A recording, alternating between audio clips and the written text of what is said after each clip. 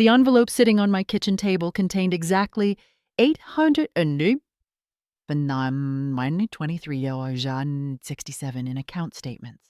Money I'd spent 40 years saving, protecting, nurturing like a garden I'd one day retire in. The envelope was empty now. My daughter, Renee, had taken every last cent, and when I called to ask her about it, she laughed. Actually laughed. Said, "Mama, you weren't using it anyway. Consider it an early inheritance." That's when I remembered something my law professor told me decades ago. Revenge is a dish best served with iron-clad documentation and a statute that hasn't expired. Renee had 48 hours of freedom left. She just didn't know it yet. My name is Evelyn Carter. I'm 67 years old, living in a 2-bedroom bungalow in College Park, Georgia, where the magnolia trees bloom pink every spring, and the neighbors still bring you pound cake when you're feeling low. I'm a retired attorney, spent 35 years practicing family law, and I raised 2 children on my own after my husband, Daniel, died, when they were still in elementary school. My son, Marcus, he turned out steady and kind, works as a teacher in Savannah, calls me every Sunday without fail.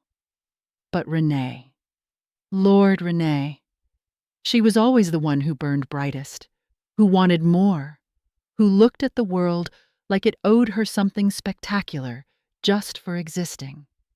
I loved her anyway. Maybe I loved her most of all because she reminded me of myself at that age, ambitious, hungry, determined to make something of herself. I just didn't realize she'd be willing to devour me to get there. Before I go deeper into this, I need to know, where are you watching this from? Are you at home, at work, maybe in your car during a lunch break? Drop a comment and tell me where you are, what city, what country. It means everything to me to know my story is reaching you, that maybe in what I went through, you'll find something that speaks to your own experience. These stories we share, they're how we know we're not alone in this world. Thank you for being here with me. Let me take you back 6 months to where this nightmare began. It was a Tuesday in late March, unseasonably warm, and Renee came over for lunch. She did that sometimes, not often enough for my liking, but often enough that I didn't question it when she called and said she wanted to see me. She arrived in her silver Mercedes, the one she'd bought 2 years ago when her marketing firm started taking off, wearing a cream-colored suit that probably cost more than my monthly mortgage payment. "Mama," she said, kissing my cheek with that perfume cloud embrace she'd perfected. "You look good. Have you been walking?" "Every morning, Bant," I said, leading her to the kitchen where I'd made chicken salad and sweet tea. "Your brother's been on me about staying active." "Marcus worries too much." She sat at my kitchen table, the same table where I'd helped her with homework, where we'd planned her wedding 5 years ago, where we'd cried together when that marriage fell apart after only 18 months. "But that's sweet. How is he?" We talked for a while, the easy conversation of a mother and daughter who've navigated each other's rhythms for 38 years. She told me about her business, how it was expanding, how she'd landed some major clients. She was animated, excited, more present than she'd been in months. My heart felt full watching her, thinking maybe we were finally getting back to something good after the divorce had made her so distant and bitter. Then, over our second glass of tea, she shifted. Her voice got softer, more careful. "Mama, I need to talk to you about something. An opportunity." I should have felt it then, that little twist in my gut that tells you something's wrong. But I was so happy to see her engaged, so desperate for our relationship to mean something again, that I ignored it. "There's this real estate development deal," she continued, pulling out her iPad to show me glossy renderings of luxury condos. "Ground floor investment opportunity. The returns are projected at 30% over 2 years. It's the kind of thing that could set us both up, secure our futures." "Us both?" I asked. "Well, I need capital to get in at the partnership level. About 200,000. And I was thinking, with your savings just sitting there in that account earning nothing, we could make it work for us." You'd get your money back, plus returns. It's a guaranteed thing, Mama. I wouldn't suggest it if I wasn't absolutely certain. $200,000, a quarter of everything I had. Money I'd saved by working 12-hour days at the firm, by taking court appointments no one else wanted, by skipping vacations and wearing the same suits until they were threadbare, by saying no to myself for 40 years, so I could say yes to my children when they needed me. Renee, baby, that's a lot of money. I know, but Mama, this is our chance. You've worked so hard your whole life. Don't you want to see that money grow instead of just sitting there? And it would mean so much to me to do this together, to build something as a team. The way she said it, as a team, it pulled at something tender in me. Since her divorce, Renee had been so independent, so determined to prove she didn't need anyone. The idea that she wanted to partner with me, that she saw us as a team, it felt like a bridge back to the closeness we'd lost. Let me think about it, I said. Of course. Take your time. But Mama? She reached across the table and took my hand. I really believe in this, in us. We could do something amazing together. I thought about it for 3 days. I called Marcus, but he was in the middle of preparing for state testing at his school and could only half listen. If you trust Renee's judgment, Ma, then I trust your judgment, he said, distracted. I called my old colleague, Jessica Turner, but she was out of the country at a conference. I sat with it alone, weighing my fear against my love, my caution against my desire to believe in my daughter. In the end, love won. It always did with Renee. I transferred the money on a Friday. $200,000 moved from my savings account to Renee's business account. She came over that evening with flowers and champagne, giddy with excitement. You won't regret this, Mama, I promise you. This is going to change everything for us. We toasted to our future, to partnership, to the dreams we were building together. I went to bed that night feeling like I'd done something right, like I'd invested in more than just real estate. I'd invested in my daughter, in our relationship, in proving that I believed in her. The first sign something was wrong came 3 weeks later. I was at the grocery store when I ran into Renee's ex-husband's sister, Tamara. We'd always gotten along, even after the divorce, and she stopped her cart next to mine in the produce section. Miss Evelyn, she said, her voice careful. I saw Renee last weekend. Oh? How is she? Tamara shifted uncomfortably. She looked good. Real good. She was at Lenox Mall with some friends, coming out of Louis Vuitton with about 6 shopping bags. I tried to say hi, but I don't think she saw me. Something cold slid down my spine. 6 bags? Yeah. I just thought, well, I know she went through it during the divorce, so it's nice to see her treating herself. I finished my shopping in a daze, Tamara's words circling my mind. 6 bags from Louis Vuitton. I knew what those bags cost.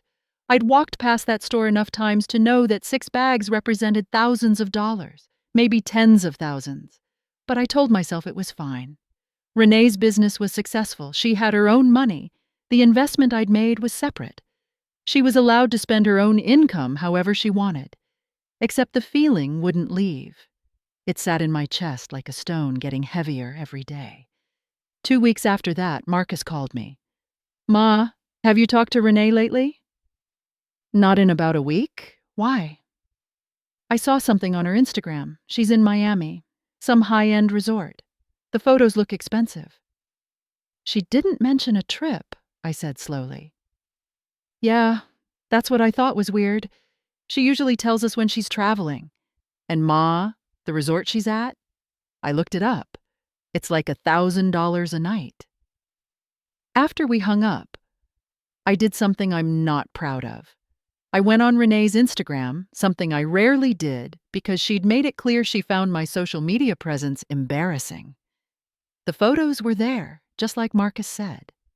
Renee lounging by an infinity pool, cocktail in hand. Renee at a seafood restaurant, the table covered in lobster and champagne.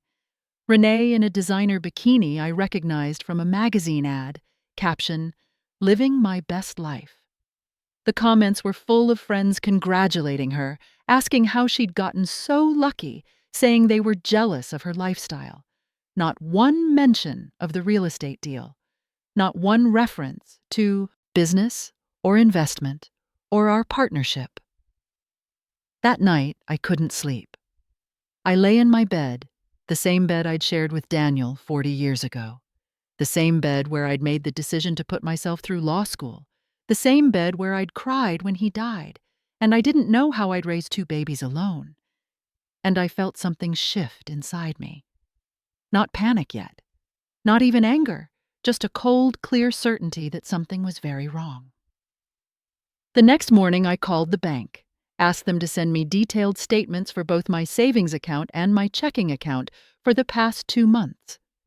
They arrived 3 days later, and what I saw made my hands shake so badly I had to put the papers down.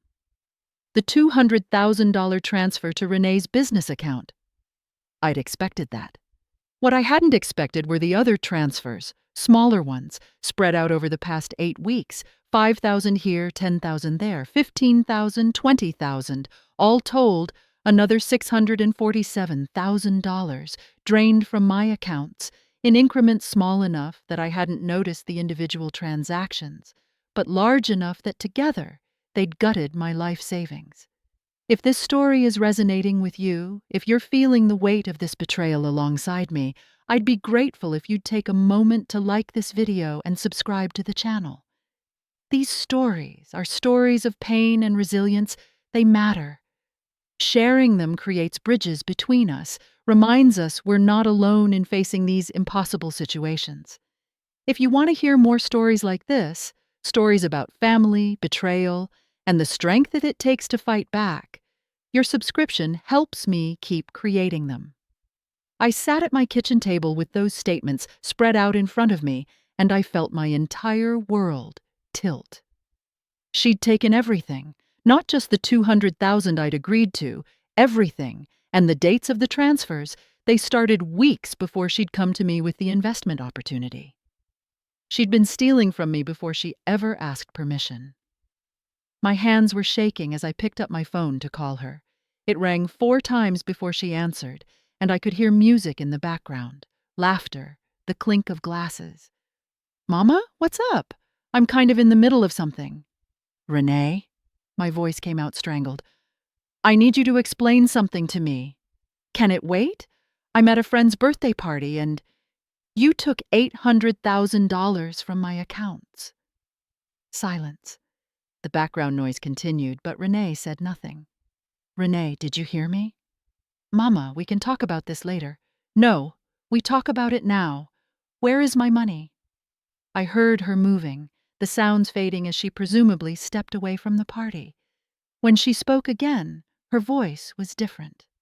Harder. "Your money? Mama, let's be real for a second.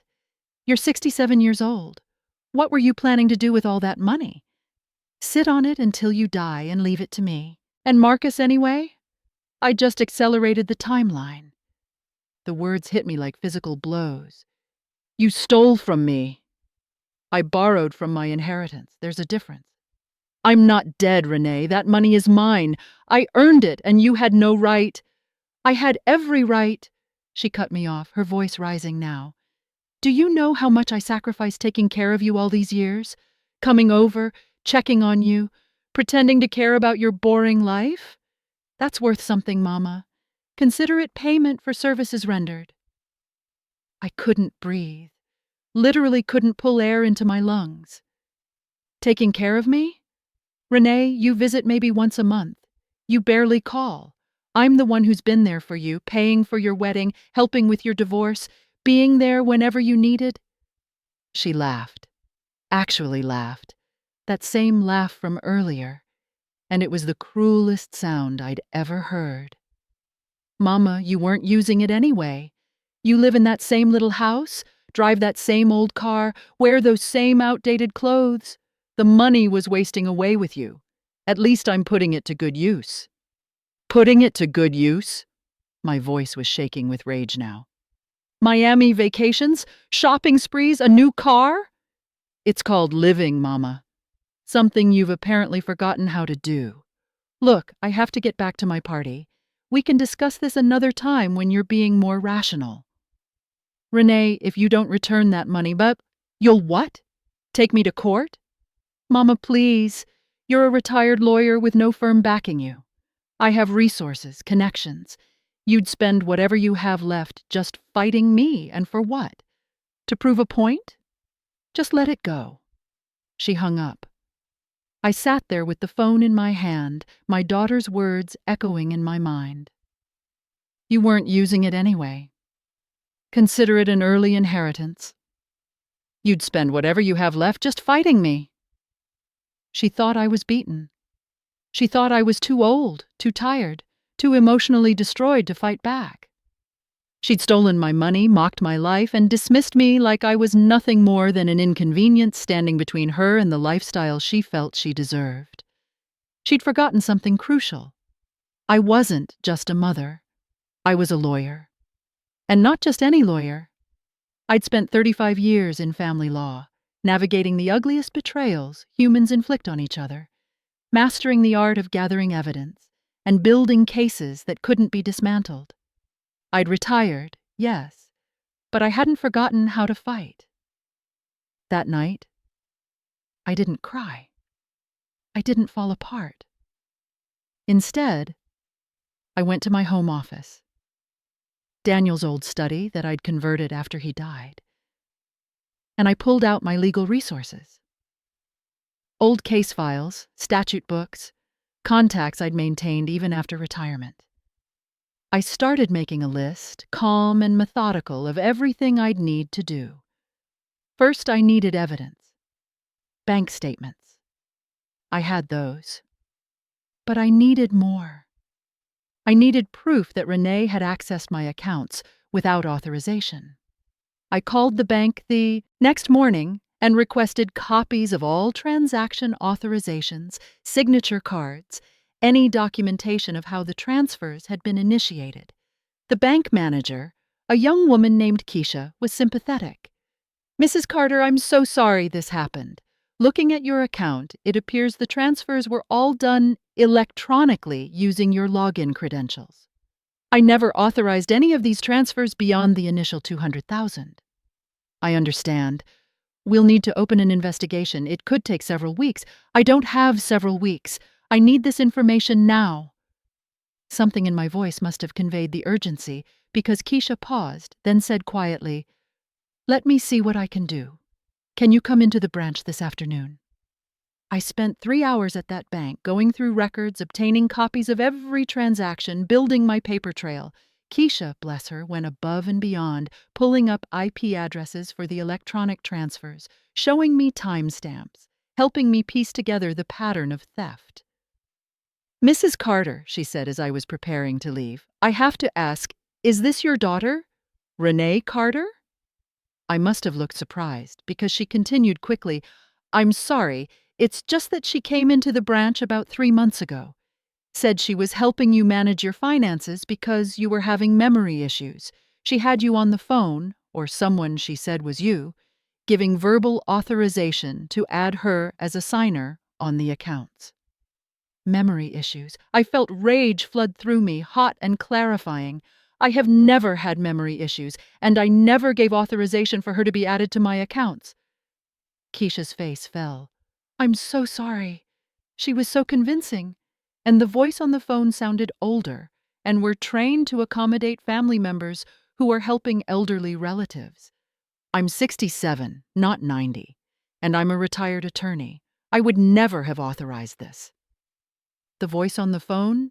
It wasn't you? No. We looked at each other and I could see the implications sinking in. Fraud, identity theft, elder financial abuse.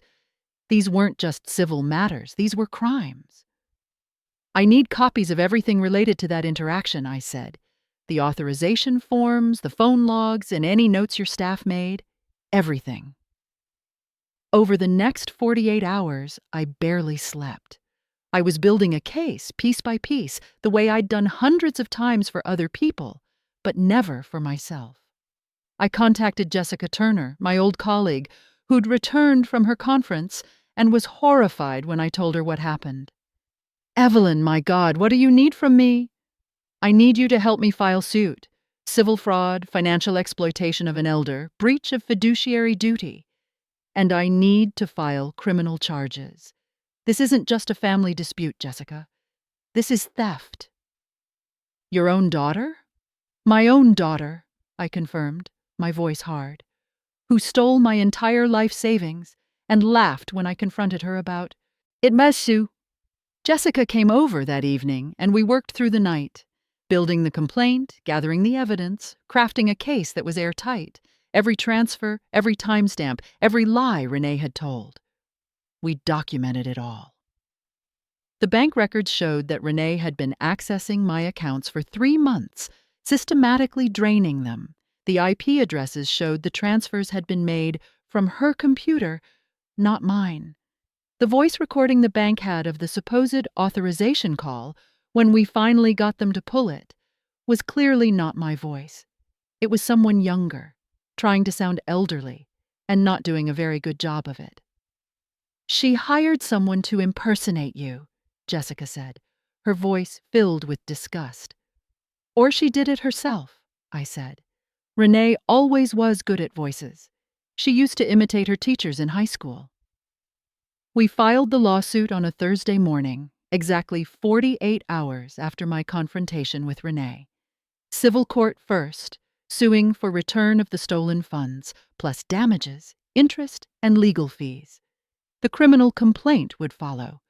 Elder abuse, fraud, identity theft.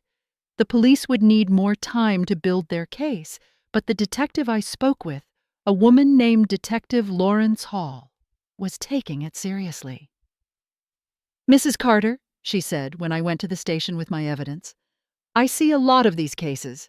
Elder financial abuse is one of the fastest growing crimes in this country. But I've got to tell you, most people don't fight back the way you're fighting back. Most people are too embarrassed or too scared of destroying family relationships."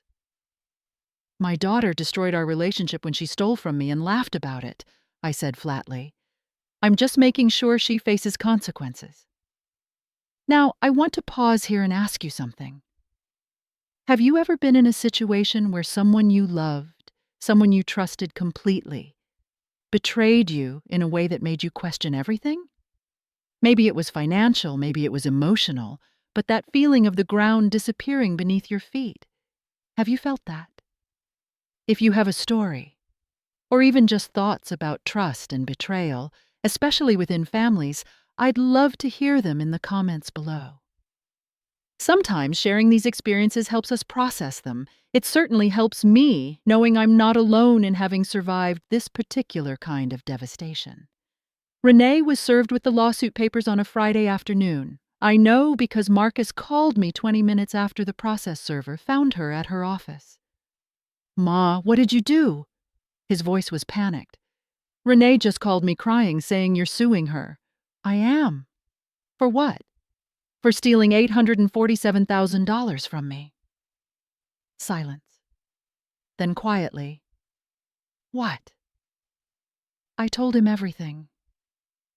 The investment opportunity that wasn't, the months of unauthorized withdrawals, the phone call where she'd laughed and told me I wasn't using the money anyway.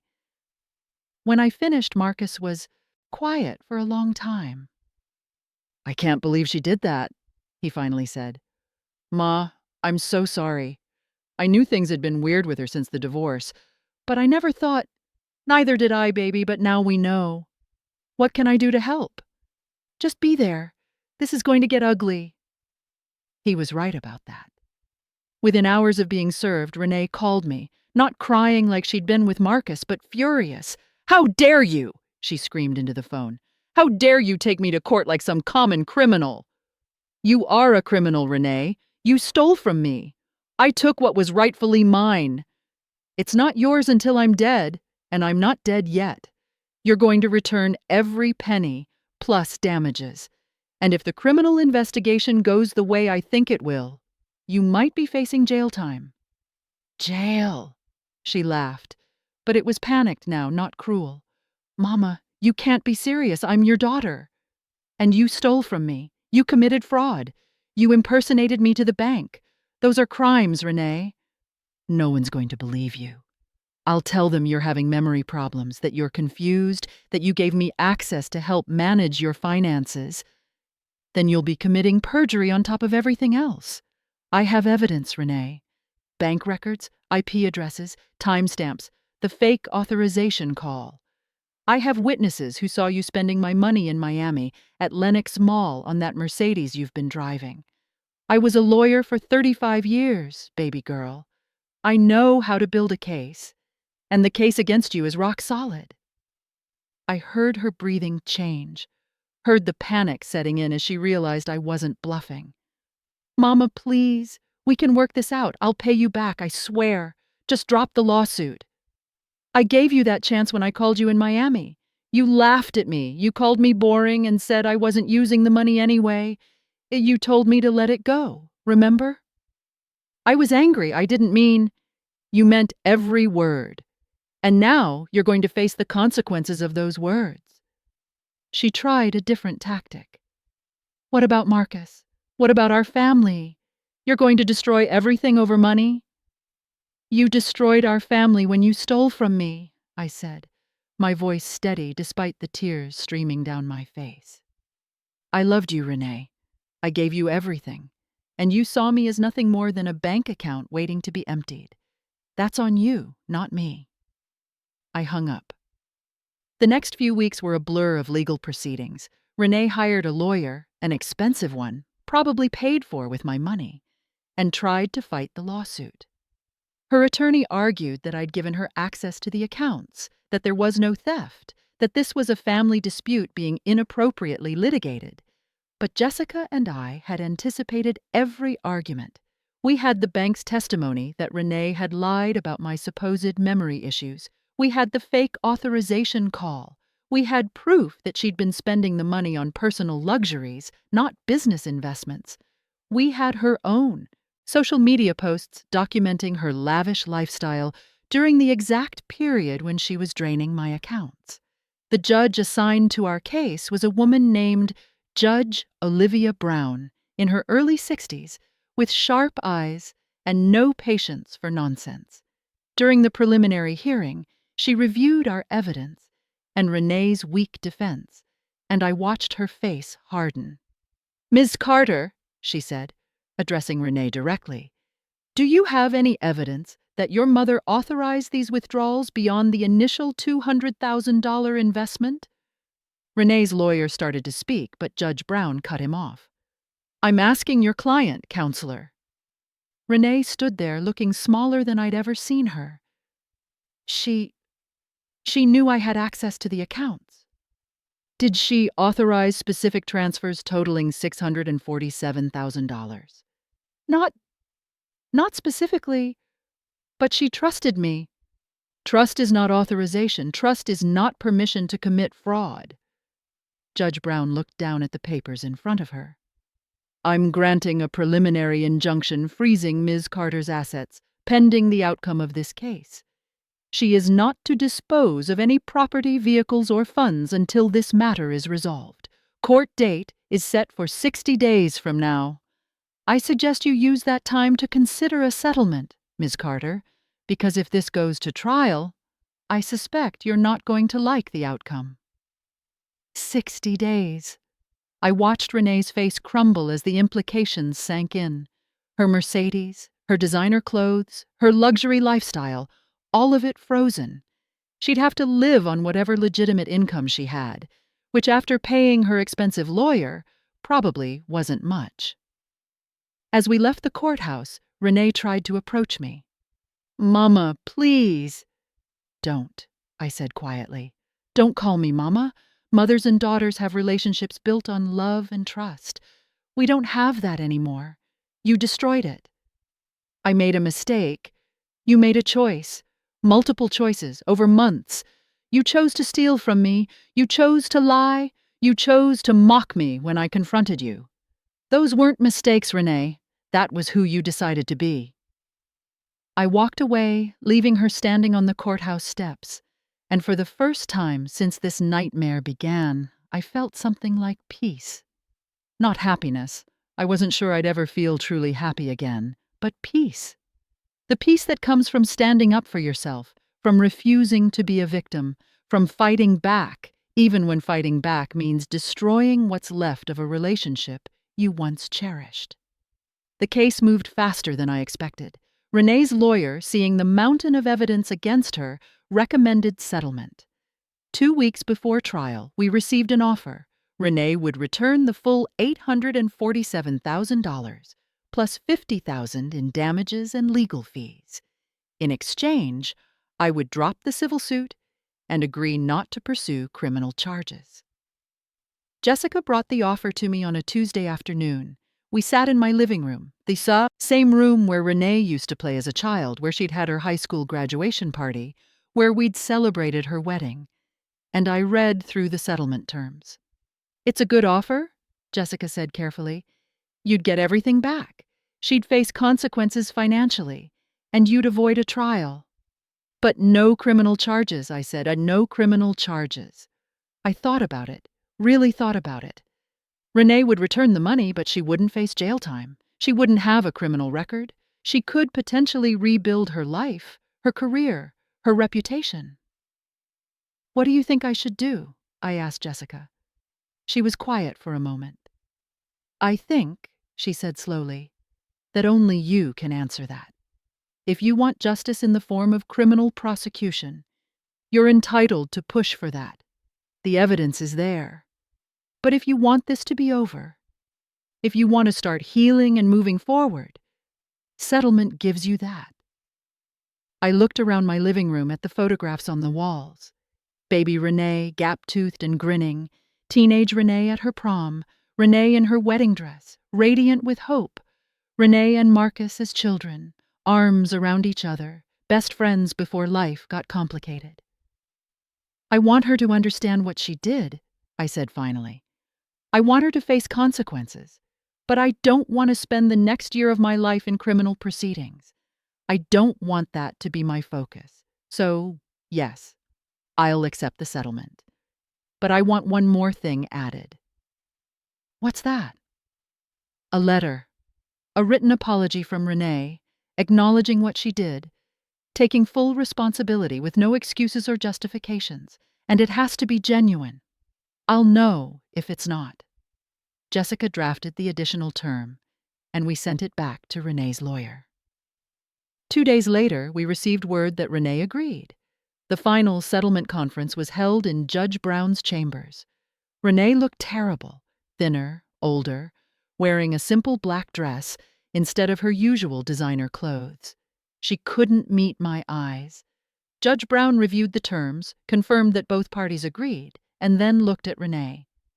"Ms. Carter, do you understand that by signing this settlement, you are admitting to fraudulent conduct?" "Yes, Your Honor," Renee said quietly. "And you understand that if you fail to comply with any term of this agreement, Mrs. Carter retains the right to pursue both civil and criminal action against you?" "Yes, Your Honor." "Then let's proceed." We signed the papers. Renee's lawyer handed over a cashier's check for $897,000. My money returned, plus damages. And then Renee handed me an envelope. "Your letter," she said, her voice barely above a whisper. I took it, but didn't open it. Not there, not in front of everyone. I waited until I was home, until I was alone in my kitchen with a cup of tea, the same kitchen where this had all started 6 months ago.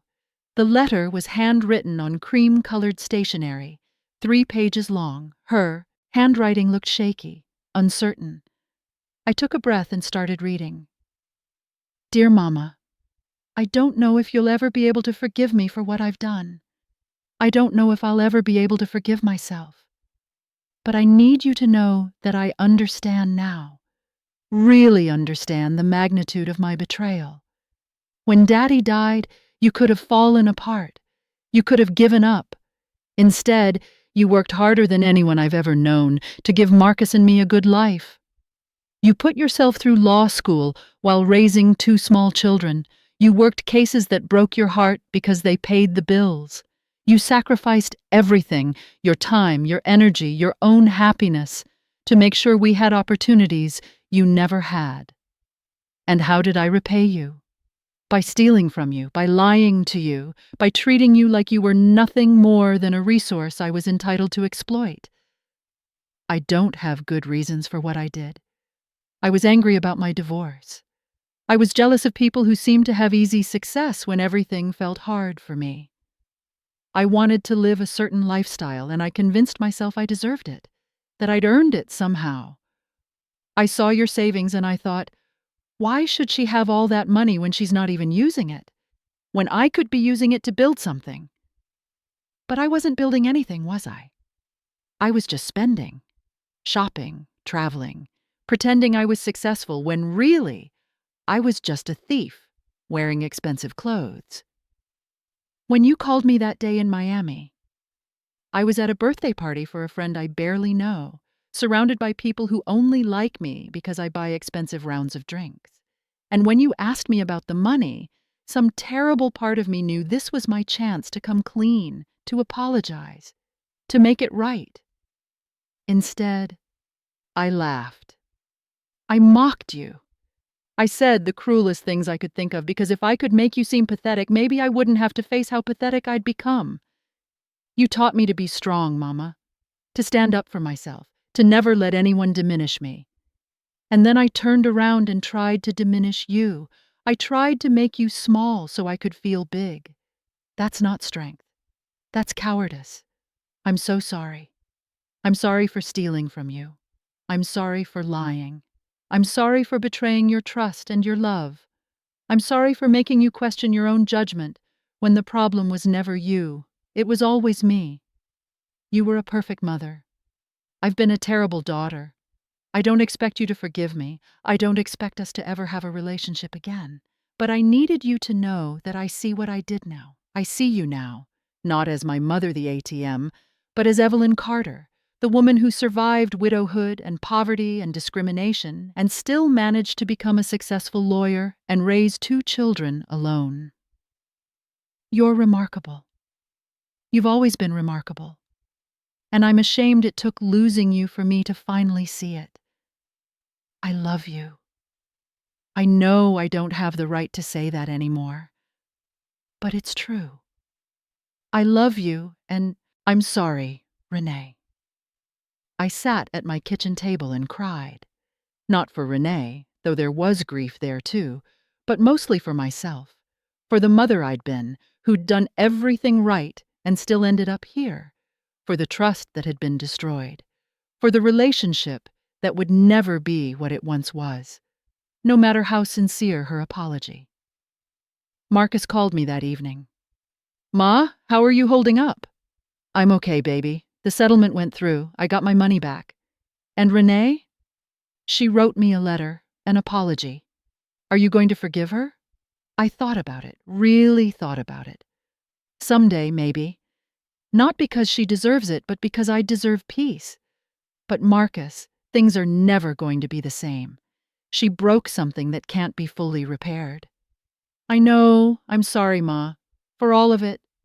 You don't have anything to be sorry for. You're a good son. You've always been a good son. After we hung up, I sat on my back porch and watched the sun set. The magnolia tree in my backyard was blooming, filling the air with that sweet, heavy scent. Somewhere down the street, a dog was barking. A car drove past, music thumping from its speakers. Normal life, continuing on, indifferent to my pain. But I'd survived. More than that, I'd fought back. I'd refused to be a victim. I'd used every skill I'd spent a lifetime developing to protect myself and hold Renee accountable. And in doing that, I'd proven something to myself that I'd started to forget in my retirement, in my quiet life of routine and solitude. I was still formidable. I was still capable. I was still Evelyn Carter, the woman who'd built a career out of fighting for people who couldn't fight for themselves. This time, I'd fought for myself, and I'd won.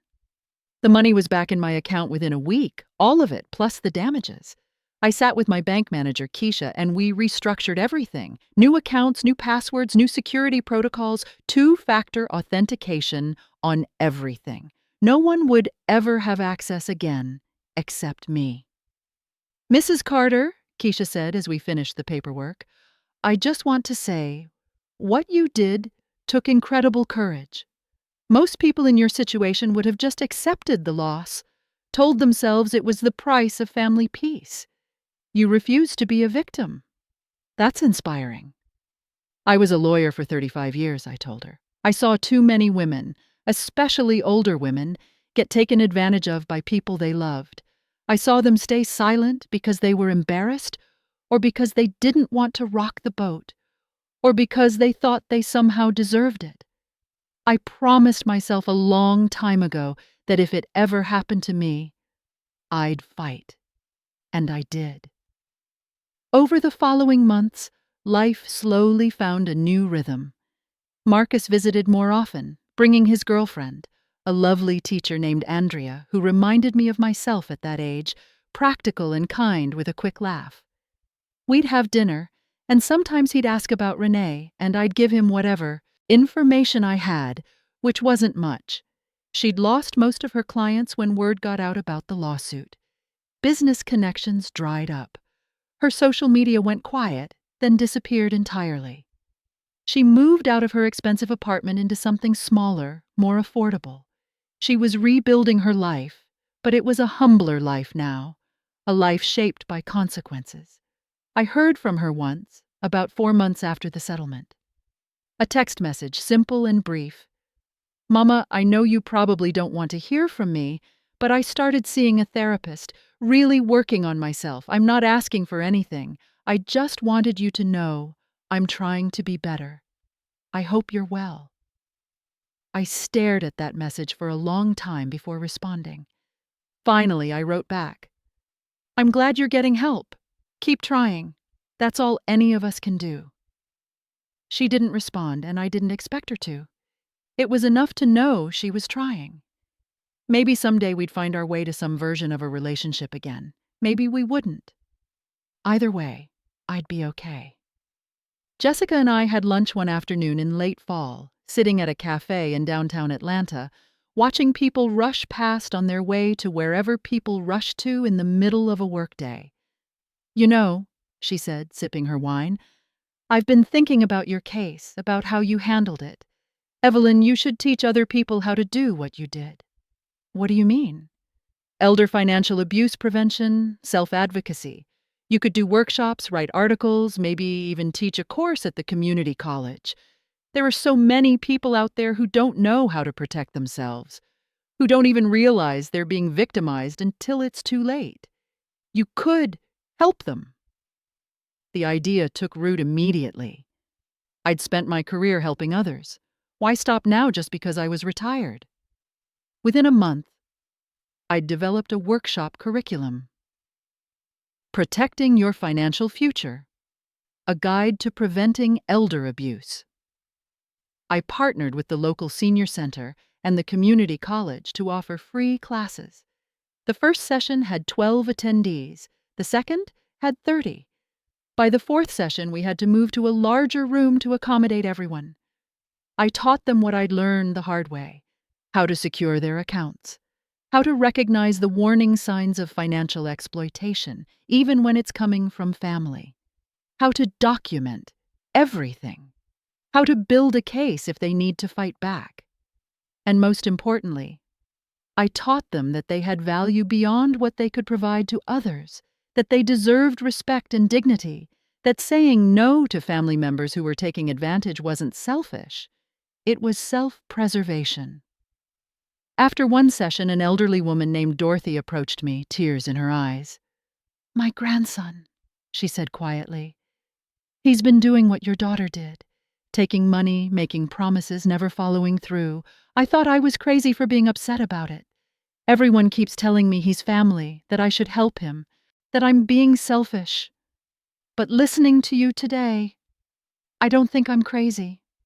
I think I'm being used." You're not crazy, I told her, taking her hands in mine. And you're not selfish. You have every right to protect yourself. But he's my grandson. I love him. I loved my daughter, too. I still do. But love doesn't mean letting someone destroy you. Love means wanting the best for someone.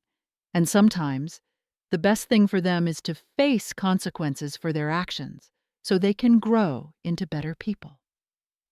Dorothy enrolled in my next workshop series. So did 3 of her friends who were dealing with similar situations.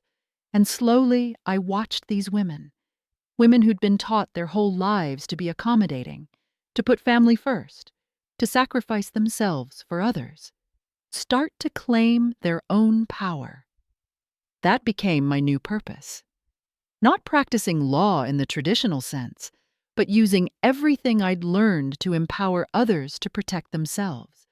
And in helping them, I healed something in myself. A year after the settlement, on a crisp October afternoon, I was working in my garden when I heard a car pull into my driveway.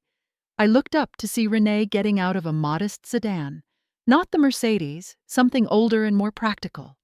She stood by the car for a moment, uncertain, before slowly walking toward me.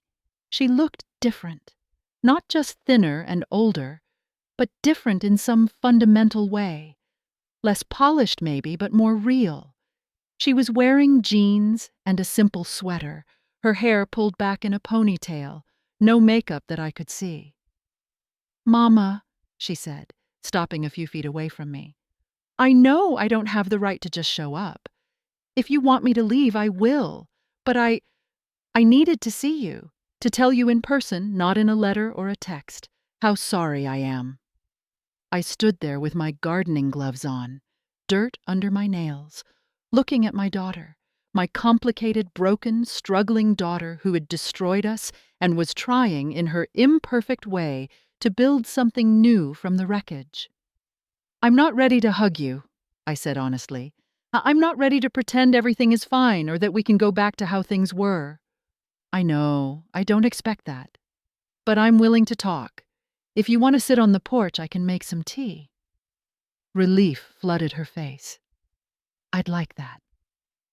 We sat on my back porch, the same porch where she'd played as a child, where Marcus had taught her to ride a bike, where Daniel and I used to sit in the evenings planning our future. And we talked, really talked, maybe for the first time in years. She told me about her therapy, about the work she was doing to understand why she'd made the choices she made, about the narcissism her therapist had identified, the entitlement issues, the way she'd learned to see people as resources rather than individuals. She talked about her shame, her regret, the nights she lay awake replaying every cruel thing she'd said to me. "I can't undo it," she said, her voice thick with tears. I can't give you back the trust I destroyed or the time I wasted or the pain I caused. All I can do is promise I'm working every day to be different, to be better, to be worthy of being your daughter again someday." "Someday," I repeated. "That's the key word, Renee. This isn't going to be fixed overnight. It might take years. It might never be fully fixed." "I know, and I'll wait, however long it takes." We didn't hug when she left. We didn't make plans to see each other again. But as I watched her drive away, I felt something shift in my chest. Not forgiveness, exactly. Not yet. But the possibility of it. The faint, fragile beginning of something that might, with time and work and honesty, grow into a relationship again. Marcus called that evening. "I heard Renee went to see you." "She did." "How are you feeling about it?" "Complicated, hopeful, scared, everything all at once." "That sounds about right," he said, and I could hear the smile in his voice. "Ma, I'm proud of you. For fighting back. For standing up for yourself. For not letting what she did destroy you." "I'm proud of me too," I said, and I meant it. "I'm proud of all of us, me, you, even Renee, for trying to do better. We're not perfect, but we're trying. That's all we can do." Now, As I sit here sharing this story with you, it's been 18 months since I discovered the theft. 18 months since my daughter stole my life savings, and I fought back with everything I had. Renee and I have a relationship now, tentative, careful, nothing like what we had before, but real in its own way. She comes over once a month for dinner. We talk on the phone every few weeks. She's working 2 jobs to rebuild her finances, living modestly, staying in therapy. She's paying me back still, not because the settlement required it, but because she insists on it. $50 a month, every month, a symbolic gesture that matters more than the amount. Is she fully healed? No. Am I? No. Are we ever going back to the way things were? Absolutely not. But we're building something new, something based on honesty and accountability rather than blind trust. And I'm still teaching my workshops, still helping other people protect themselves from financial exploitation. I've helped dozens of people now, mostly women, mostly older, mostly dealing with family members who've learned to see them as resources rather than people. And every time I help someone stand up for themselves, every time I watch someone realize they have power and value and worth beyond what they can provide to others, I feel a little more healed myself. The money is back in my account, safe and secure. I'm comfortable again, financially stable. But more than that, I'm proud of myself. Proud that when I was tested, when I had to choose between keeping peace and demanding justice, I chose justice. Proud that I used my skills and my knowledge and my strength to fight back. Proud that I taught my daughter and myself that love without respect is not love at all. If this story has touched you, if it's helped you see something in your own life more clearly, or given you courage to stand up for yourself, I'd be so grateful if you'd like this video and subscribe to the channel. These stories matter. Our stories of pain and resilience and fighting back. They create connections between us. They remind us we're not alone in facing impossible situations. They show us that even in our darkest moments, we have more strength than we realize. I'm Evelyn Carter, 69 years old now, living my life on my own terms, teaching others to do the same. This is my story of betrayal and justice, of pain and power, of learning that sometimes the most loving thing we can do for ourselves and for the people who've hurt us is to hold them accountable. Thank you for listening. Thank you for being here with me. And remember, you are not a resource to be mined. You are a person deserving of respect, dignity, and love that honors who you are, not just what you can provide. Never let anyone convince you otherwise. Until next time, protect yourselves. Value yourselves, and know that you have more power than anyone who's trying to take advantage of you wants you to believe. That's the truth. That's the lesson. That's what I learned when my daughter stole my life savings, and I spent 48 hours building the case that brought her to justice. Take care of yourselves. I'll see you in the next story.